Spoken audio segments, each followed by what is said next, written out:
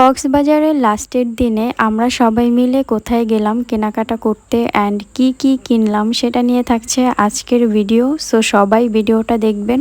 Hello everyone, আসসালামু আলাইকুম, this is Mimi and চলে আসলাম একটা নিউ ভিডিও নিয়ে। কক্সবাজারের লাস্টের দিন আমরা কি করলাম সেটা নিয়ে। সো এই তো আমরা সবাই বের হয়ে গেছি। বের হয়ে আমরা একটা অটো নিয়ে নিলাম। আমরা সবাই মিলে শুটকি পল্লীতে যাব, এজন্য আমরা একটা অটো রিজার্ভ করে নিছি।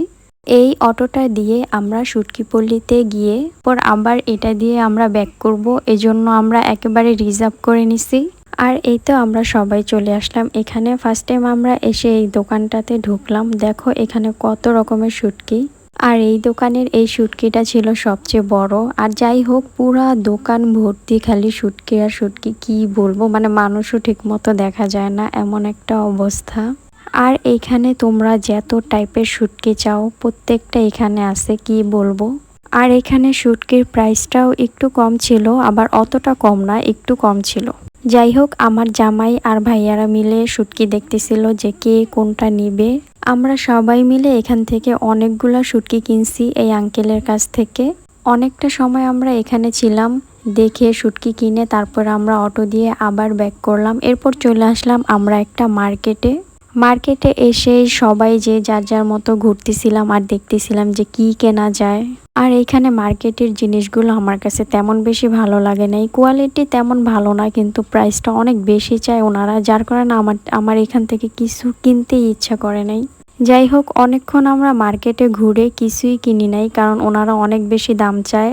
আমি আর আমার জামাই মিলে দেখতেছিলাম যে আমরা আচার কিনবো। সো আচার কেনার জন্য আমরা অনেকগুলো দোকান ঘুরলাম, দেখলাম যে কোথা থেকে কিনবো বা আচারের প্রাইস কেমন।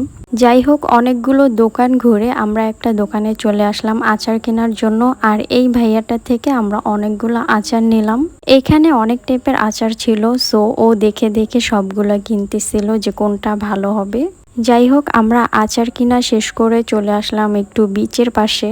যেহেতু আজকে রাতে আমরা সবাই মিলে ঢাকায় চলে যাব, এজন্য আমরা সাগর পাড়ে চলে আসলাম। সাগর পাড়ে এসে এইখান থেকে একটা কাঁকড়া নিয়ে নিল আমার জামাই। এরপর আমরা চলে আসলাম রেস্টুরেন্টে খাওয়া দাওয়া করার জন্য। আর আমরা যেই কয়দিন ছিলাম কক্সবাজারে, এই বৈশাখী রেস্টুরেন্টে 2-3 বার হলেও আসছি। এখানকার খাবারগুলো খুবই ভালো ছিল, আর এই রেস্টুরেন্টটা দেখতেও খুবই সুন্দর ছিল। যাই হোক, লাস্টের দিন আমরা বৈশাখীতে চলে আসলাম সবাই মিলে খাওয়া দাওয়া করার জন্য। রাতে গাড়িতে ওঠার আগে আমরা সবাই মিলে খাওয়া দাওয়া করে উঠবো, এজন্য আমরা এখানে চলে আসলাম লাস্টের দিন। আর এখানে এসে সবাই মিলে খাবার অর্ডার করে দিলাম। এখানে ছিল রূপচাঁদা মাছ ভুনা, কালা ভুনা, ডাল, মুরগি আর অনেক রকম ভর্তা অর্ডার করেছিলাম।